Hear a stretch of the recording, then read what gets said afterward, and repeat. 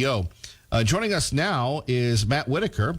He is the executive director from the Foundation for Accountability and Civic Trust, or as we like to say, FACT. Matt, good to have you back. Thanks for joining us. I'm glad to be with you today. So, as a former U.S. attorney, what do you make of all these charges and other charges going on concerning the administration that really hasn't been in office for 100 days yet? Yeah, it is very obvious there's a concerted effort to try to hamstring the Trump administration and not let it even get out of the blocks of a 400-meter race. I mean, they're barely in the first, sort of 10, 15 meters of getting around the track, and they're already, having people jump on their back and try to interfere and confuse and otherwise prevent them from accomplishing the agenda. And if you watch politics, which I know many of your listeners do, I mean, this is not a strategy that hasn't been employed before in our nation's history, and it'll be very interesting to see, how this administration, once it gets into its stride, deals with these kind of situations. Now, you've written a letter to Paul Ryan and Nancy Pelosi saying them, look, there are some issues here concerning House members violating important ethics rules, but do ethics really matter, or is that just like the NCAA when it comes to sports? If you're not cheating, you're not winning. Well, ethics do matter, and they matter for many reasons. One of the frustrations I have running a ethics watchdog group based in Washington, D.C., is that, these members of Congress in the House and the Senate, they pass these rules that apply to themselves, and then they can't seem to either know what they say or follow them, on an ongoing basis, and it's really frustrating. And, many of these ethical rules that these members pass on themselves deal with making sure that they're accountable for their actions and making sure that sort of we as the voters and the citizens of the United States and who they are serving as our representatives know what they're up to and that they're putting our interests ahead of their own. And unfortunately, writing this letter was sort of required because we kept seeing the same violations and we, in fact, kept filing the same complaints against members of Congress. And finally, it was just, I think it really was necessary to put both leaders in the House, Nancy Pelosi on the Democrat side and Paul Ryan on the Republican side, on notice that, listen, these are common mistakes that your members are making, and you need to make sure they understand what these rules are. Well, in specific, what can you give us a couple examples of some violations that are happening that you've observed that you warned them about? Yeah, one of the ones that is really frustrating is what I would describe as the use of taxpayer-funded sort of official offices and facilities for campaigning. And one of the ways this manifests is when they put their personal Twitter or Facebook feed onto their official House website.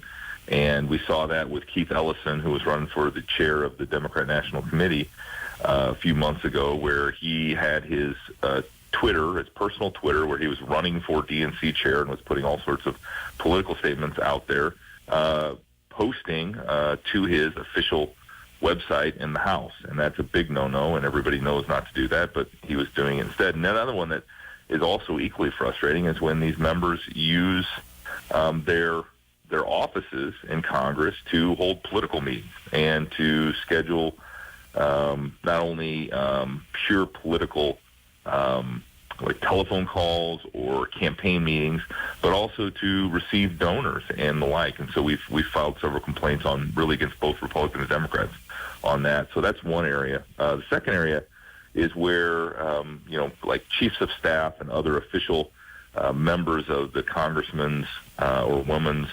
office also works on the campaign in a high level, both in the campaign and the official office. And we saw, for example, John Lewis down in Georgia, who had his chief of staff also be his treasurer, and that's against the rules, and it's prevented, and it's also against the rules to pay them more than a certain amount for campaign work if they're on your official staff, and John Lewis also was violating that rule.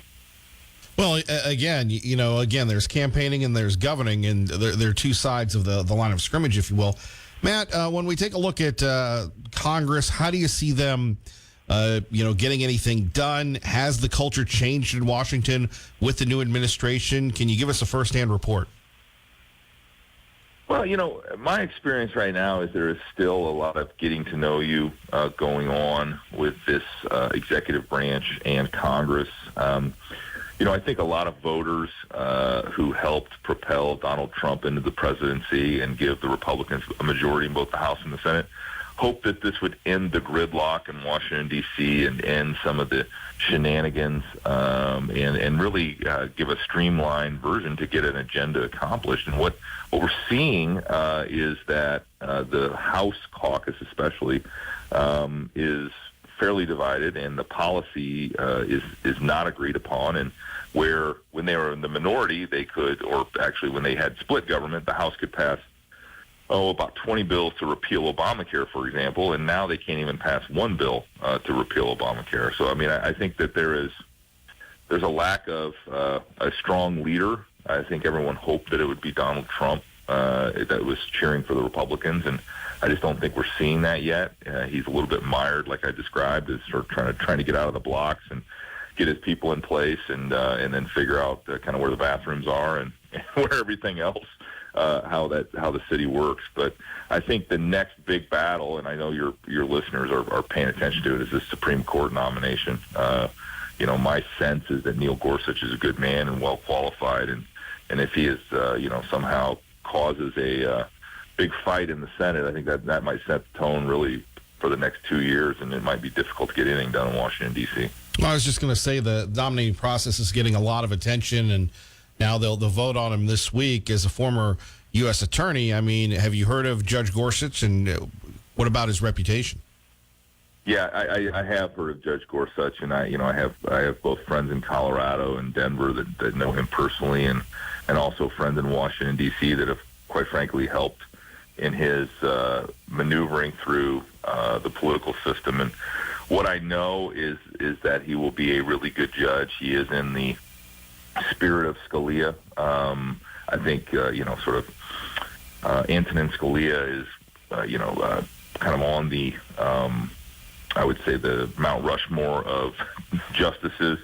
And I don't know if Neil Gorsuch is going to be on his way to that, but I think he is the right person for that role on the court. And, it could be, we have, there's several justices right now that could be coming off the bench for various reasons, and I think this is going to be a really interesting fight and really a struggle for the heart and soul of not only the court but of our country. And my home state senator Chuck Grassley deserves a large share of the credit for even getting in a situation where Neil Gorsuch can be considered, because he was the one that chaired the Judiciary Committee and was unwilling to take up the nomination in essentially a lame duck president for the Supreme Court, and held that position open. So, I think anybody that's paying attention knows that Senator Chuck Grassley had a large part in where we find ourselves today. Matt Whitaker, we always appreciate. If people want more information on the Foundation for Accountability and Civic Trust, what can they do? Yeah, our website's factdc.org, and you can find us on Facebook and Twitter at FactDC. Thank you, Matt. Take care. Yep, great talking to you. Thank you. All right, great having Matt Whitaker on with us again. Kevin Miller in the morning here. Phone numbers